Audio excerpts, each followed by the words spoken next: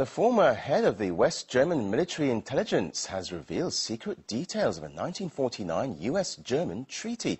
In his book, The German Card, Gerd Helmut Komosse accuses America and its allies of deliberately suppressing the nation's sovereignty. Our teacher Katerina Grachova reports from Berlin.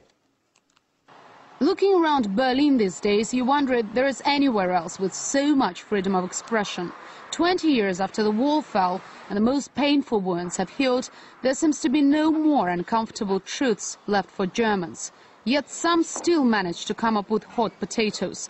The biggest from the former head of the intelligence service in West Germany.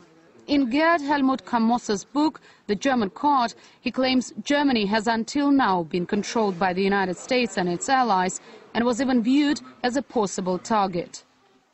At a NATO meeting, I realized that a possible plan was for the alliance to hit the largest dam in West Germany with a nuclear bomb. If strikes had taken place, a great number of civilians would have died. The retired general details a secret pact he alleges was signed in 1949 between Germany and the US and will be in force for another 90 years.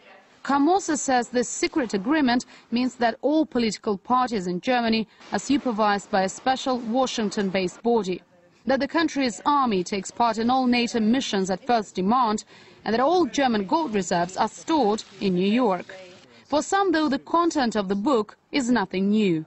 Remember the proposal of Prime Minister Putin to Germany to share with Russia the natural gas trading throughout Europe. It was done a couple of years ago, and German leadership answered this exactly the same way as German leadership answered the Soviet note of 1952, silence. But what is the reason for Germany not to participate in such a lucrative business as a natural gas trading throughout Europe through German network? Of course, somebody had to advise them not to rush immediately. Surprisingly, it was a small publisher from Austria, not Germany, who first became interested in the script. My personal opinion, it was obviously clear that the Democratic Republic of Germany was not a sovereign country, that it was really under the rule of Soviet Union.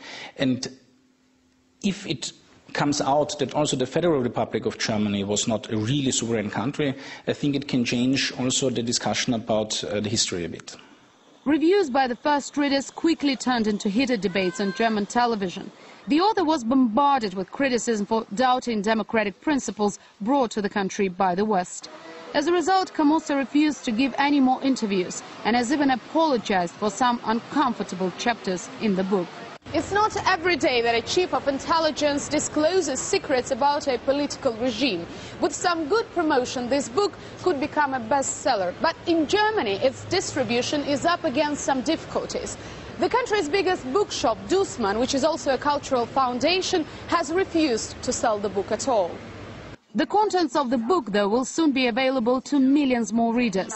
The German Card has recently been translated into Russian. The publisher expects strong sales and believes the most heated debates are yet to come. Katerina Grachova, RT, Berlin.